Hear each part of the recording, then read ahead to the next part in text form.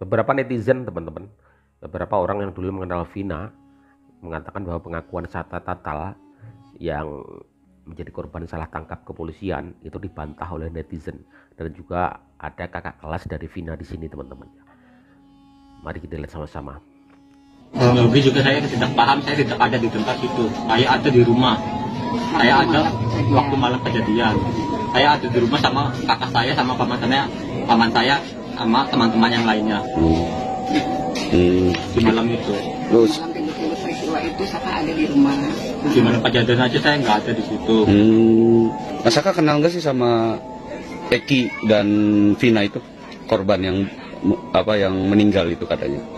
Dari kedua korban saya tidak mengenali semuanya. Nggak ada yang kenal satupun. Satupun saya tidak mengenali. Terus Mas Saka bisa dijelaskan pada saat Mas Saka ditangkap di BAP, di apa itu, Mas Saka seperti apa sih? Ya, waktu di BAP apa sih? Saya sebelum ketangkap saya disuruh sama paman ngisi bensin, sama adiknya paman juga. Habis ngisi bensin saya mau nganterin motornya paman itu. Pas baru nyampe mau nganterin motor udah ada polisi. Saya datengin, saya ke situ niat cuma nganterin motor. Malah saya ikut ditangkap juga tanpa sifat apapun, nggak ada penjelasan apapun, langsung dibawa. Nyampe di Polresta, saya langsung dipukulin, suruh mengakui apa yang bukan saya lakukan. Saya dipukulin, dijekin, disiksa segala macam sampai setrum. Terus akhirnya Mas Saka ngaku. Siapa yang nyetrum, yang mukulinnya siapa? Yang mukulin, yang nyetrum itu anggota polisi semua. Tapi kita nggak tahu namanya. Namanya saya nggak tahu. Terus akhirnya ngaku Mas Saka. Akhirnya aku juga. Kenapa ngaku? Apa nggak kuat? Apa gimana? Akhirnya aku juga itu karena terpaksa. Nah, terpaksa udah nggak kuat gitu. Udah nggak kuat lagi. Aku juga. Belum ya, gimana kabar Saka, sehat? Alhamdulillah sehat. Tadinya bilang disuruh omnya beli bensin. Dia sudah beredar bahwa Saka menyatakan Kok sekarang antar temannya ke bengkel? kronologisnya. Waktu di malam hari itu, di malam kejadian saya posisi ada di rumah sama paman saya, kakak saya, sama teman-teman saya. Sebelum maghrib sampai jam 10 lewat. Jam 11 kurang saya pindah. Pindah kenapa? Mengantarkan teman saya ke bengkel, motornya rusak, minta diantar. Saya langsung ke bengkel. Sebelum ke bengkel saya mau lewat ke peroper Jalan Layang. Sebelum nyampe ke peroper Jalan Layang ada perumahan, dari kejauhan juga kelihatan ada polisi.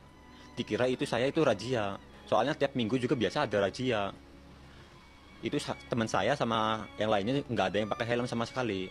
Jadi saya putar balik juga kebagi dua. Kok berubah? Pernyataannya kok berubah dari awal tadi? Tadi beli bensin, sekarang kok mengantarin teman ke bengkel. Kok bisa berubah begitu, Saka? Ia dan temannya melawan arus dan terpisah. Siapa sangka kekhawatiran Saka takut terkena razia karena tidak menggunakan helm berbuntut panjang.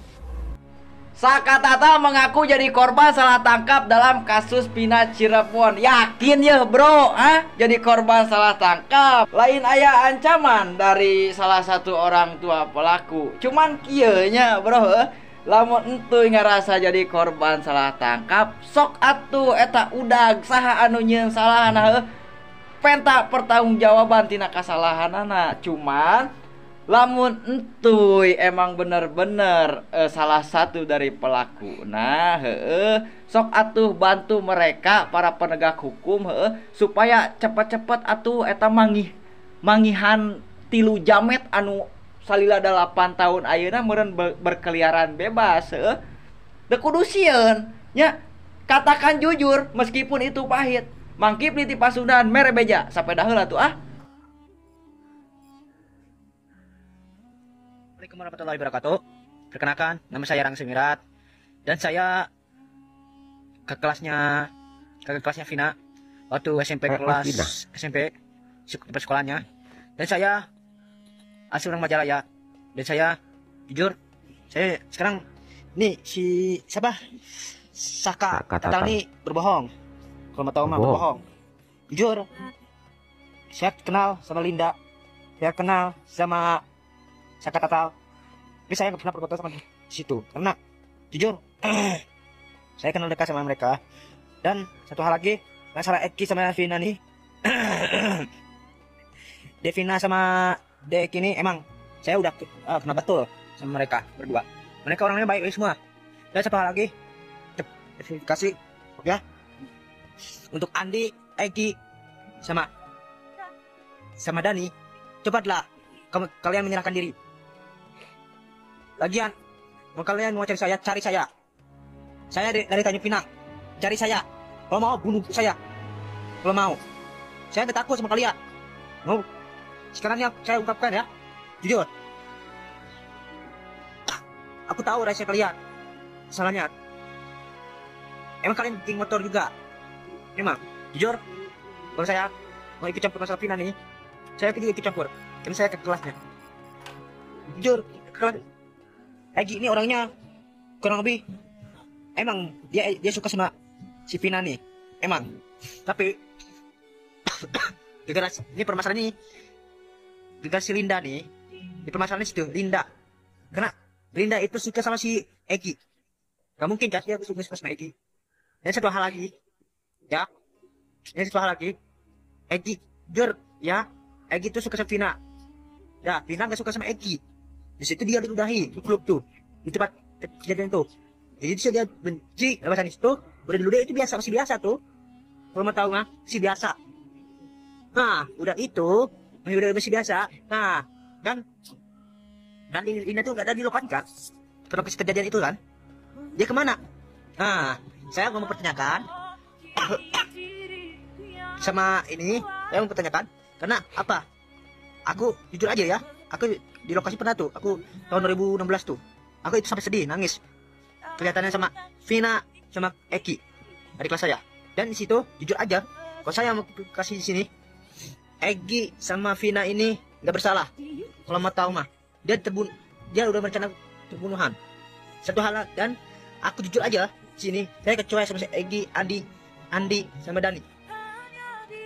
Nah, gua kecoa di situ, jujur, saya ungkapin semuanya nih di sosial media nih. Kalau saya menjadi saksi, saya siap jadi saksi. Jamin lah. Masalah Egi sama Vina.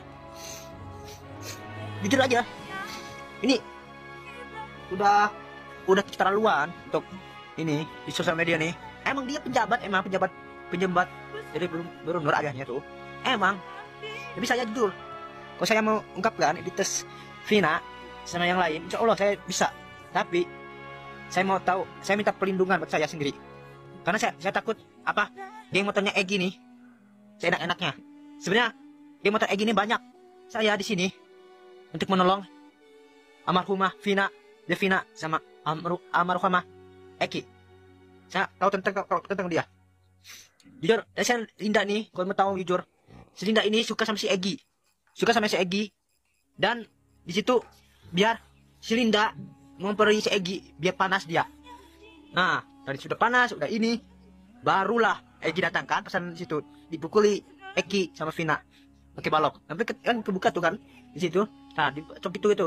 Tapi herannya di sini, pasan di kuburan almarhumah Vina, dia nggak ada. Nah, aku pesan balik ke sini, aku tahu itu Vina kan, ikan dulu tuh di blur mukanya, dia nggak terlalu jelas. Nah, di sini saya buktikan karena masalahnya bukan, jujur aja, permasalahannya itu bukan berapa pelaku ya, bukan tiga pelaku, tapi mau tahu, Saka Tatal, satu, dia berbohong di media, di wartawan kan, berbohong semua. Aku tahu mukanya, lihat sedihnya gimana, lihat matanya tuh udah tahu aku, dia itu berbohong. Saka Tatal nih.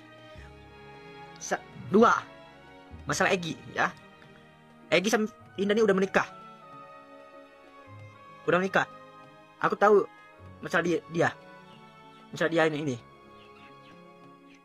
Tiga, masalah Vina sama Eki ya. Kenapa Vina sama Eki jadian? Itu karena dia gak mau dia pacaran sama si Egi. Si Egi itu udah ya, hanya kalian tuh bandel lah ini ya. Lebih parah lagi. Mau menjelaskan bahwa Egi ini sama sebenarnya ada Saka Tatal yang kerja sama tuh Linda. Sebenarnya itu kurang lebih 5 pelaku lah, kurang lebih. Di antara itu 5 pelaku. Karena apa? Itu sebenarnya Linda kesurupan itu bohong semua. Gak mungkin si Linda kesurupan. Masa harus ada Roh, kan roh tuh udah ada di alam barja. Haram ini, udah di alam ini. Gak mungkin kan bisa balik lagi. Teman-teman, ini coba ya dicek akunnya si Arko YS. Ini mencurigakan banget. Tuh dia bikin status kisah nyata Cirebon akibat Kawasaki. Tuh 6 tahun yang lalu. Terus ini si akun RP ini komen, iya bener. Terus ini ada temennya ini komen, mana ini sekalian diundang. Terus si Arko YS itu menjawab, pelaku keduanya ini si Andre Prasetyo. Terus pelaku keempatnya Trisna Wardana. Dan temannya itu tanya, nah pelaku utama itu siapa? Terus si Arko itu jawab, ya iku Apung RP. Nah, Apung RP. Kalian curiga nggak sih guys? Curiga nggak? Bukan. Ya berarti lu kan yang pembunuhnya, bener kan? Ya emang iya, kenapa? Lu mau ketemu sama gua? Ya terus kenapa? Gua yang samperin. Kan lu kan bener kan pembunuhnya Vina kan? Terlok aja, gua yang samperin kok. Ya iya emang lu kan pembunuhnya kan? Nah emang iya, kenapa? Lu gak suka gitu? Pancing aja, ntar lu ditangkap bencong gitu. Bos. Bencong kenapa bro? Ya bencong lah. Masa di dalam aja 8 tahun. Yang bencong itu yang nggak ada foto dan nggak yang berani cuma di sosial media. Lu bunuh cewek, beraninya bos, keroyokan lagi. Cewek, bukannya itu ada cowoknya juga ya? Iya itu keroyokan, 2 lawan 11 orang. Ya elah, cewek, bencong. Aduh, dari omongan lu aja lu udah kelihatan bro, cuman berani di sosial media. Masa iya masih. Ngantuk banget gue ngeliat. Adalah saudara Panji. Ini Panji. Panji, ya 3. Ya. Inilah daftar penyerang orang. Tunggu dulu. Thank you. Tapi kalau sekarang 3. Jadi kita ulang ya. Ini ada 4. Kemunculan Linda, sahabat Vina Cirebon, akhirnya ungkap fakta baru soal kematian sahabatnya. Ini film dipelintir. Hah? Linda, sahabatnya almarhum Vina Cirebon ternyata muncul guys. Kok baru sekarang? Karena kan Linda ini sahabatnya Vina Cirebon mulai simpang siur dibicarakan. Banyak yang menduga ada yang disembunyikan oleh Linda. Karena kan kasus ini amat sangat membekas ya, dan masih terus berlanjut sampai sekarang. Netizen juga berharap banget ya kasus yang menewaskan 2 orang ini bisa segera tuntas. Belakangan ini yang turut menjadi perhatian adalah terkait hilangnya kabar Linda. Padahal sahabat korban ini yang menjadi awal terungkapnya dalam kematian pasangan ini. Ya kan awalnya kepolisian menetapkan kematian pasangan ini lantaran kecelakaan lalu lintas. Nah 3 hari kemudian arwahnya Vina merasuki Linda yang akhirnya mengungkap kejadian sebenarnya. Sebetulnya kalau kata Frisly itu makhluk lain sih yang merekam semua kejadian. Tapi memang benar kejadiannya seperti itu gitu. Yang akhirnya nama Linda terus terseret dalam kasus ini. Ternyata muncul akun guys yang mengatasnamakan Linda. Katanya sih mau klarifikasi tapi belum menemu waktu yang pas. Dia mengaku tidak terlibat dalam kasus ini. Tapi belum bisa buka suara karena merasa terancam. Ini dia bilang aku mau banget klarifikasi semua ini. Aku gak ada hubungannya sama semuanya ini. Tapi gimana? Gue harus lindungin nyawa gue juga. Sahabat Vina Cirebon ini mengaku takut buka suara lantaran khawatir akan adanya film Vina Part 2 yang tentunya diduga akan semakin banyak adegan tambahan. Kata Linda sih sekarang dia lagi dapat ancaman dari seseorang. Kata Linda, film ini dipelintir karena sutradara gak bisa nemuin Linda. Ya jadi sutradara kehilangan narasumber gitu. Ditunggu deh klarifikasinya Linda ya. Udah kagak sabar banget gitu. Terus kalau misalnya nyawa Linda ngerasa terancam, bisa minta tolong kali ya sama pihak kepolisian buat ngelindungin kamu. Atau kalau enggak, kita rubah Linda jadi ikan buntal kali ya. Kalau ada yang mendekati atau mengancam, keluarin tuh durinya yang beracun ya kan. Egy pelaku dalam kasus Vina, kira-kira siapa backingannya? Kok nggak ketangkep-tangkep sampai hari ini? Kasus Vina almarhum Cirebon, apakah benar salah satu yang DPO tersebut anak seorang mantan bupati? Kalau identitas dari keluarga Egy sendiri sudah diketahui juga dari netizen, mungkin informasi-informasi atau informasi gitu? Ya, kalau kemarin saya dapat informasi si Egy ini bukan anak polisi, justru dia anak anggota DPRD malah. Iya, darahnya itu anak. Dan mereka daerah Cirebon. Aduh, opini dan narasi-narasi di luaran sana yang sedang berkembang mengenai kasus Vina dan Egy ini. Capek opini-opini ya. Terhadap 3 pelaku lainnya ini semakin dahsyat, semakin tidak menentu arahnya. Ya, ada yang bilang 3 pelaku lainnya ini adalah anak mantan bupati, anak DPRD Cirebon, anak polisi, anak pejabat, banyak lagi yang berkembang. Ya, sebenarnya siapa sih? Anak siapa mereka ini? Kok 8 tahun mereka bisa tidak ketangkap-tangkap? Karena saya yakin tidak ada ya backingan yang terlalu kuat di Indonesia ini. Mau kasus siapa? Setia Novanto. Mau kasus siapa lagi? Ferdy Sambo, Teddy Minahasa. Siapa? Kemarin Rafael Alun sama anaknya Mario Dendi, ya kan? Terus juga AKBP Akhirudin sama anaknya juga. Masuk juga, gol semua. Asal diviralkan oleh netizen, oleh kawan-kawanku semua, ya. Ditekan terus, dibantu up terus, saya yakin pasti ini terungkap. Dan juga untuk kawan-kawanku yang warga Cirebon yang mengetahui mungkin ada kerabat rekannya, kasih tahu up agar ada keadilan buat Vina dan juga Egy dan juga keluarganya, ya. Enak sekali. 3 pelaku lainnya itu masih leha-leha di luar, mungkin masih mengubah identitas, mengupayakan untuk lari, ya kan. Sementara keluarga Egy dan keluarga Vina sampai hari ini masih sedih, belum tahu siapa mastermind ataupun 3 pelaku lainnya ini. Saya sangat amat takut ketika Polri, ya, Polda Jawa Barat tidak bisa mengungkap dan menangkap 3 pelaku lainnya lagi. Ini akan menjadi presiden yang sangat amat buruk untuk Indonesia ke depan. Untuk ya, kepolisian jadi saya sangat berharap dan seluruh masyarakat Indonesia sangat berharap ya kasus Egy dan kasus Vina ini dengan bantuan Mabes Polri, ya sekarang Polda Jawa Barat sudah dibantu oleh Mabes Polri, bisa mengungkap ya dan menyelesaikan kasus Vina ini sampai ke akar-akarnya. Terima kasih semuanya. Gimana menurut kalian kawan-kawan? Coba tulis di kolom komentar.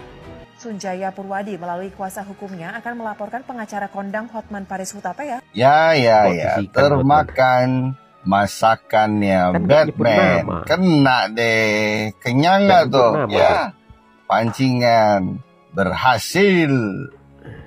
Termakan masakannya Batman.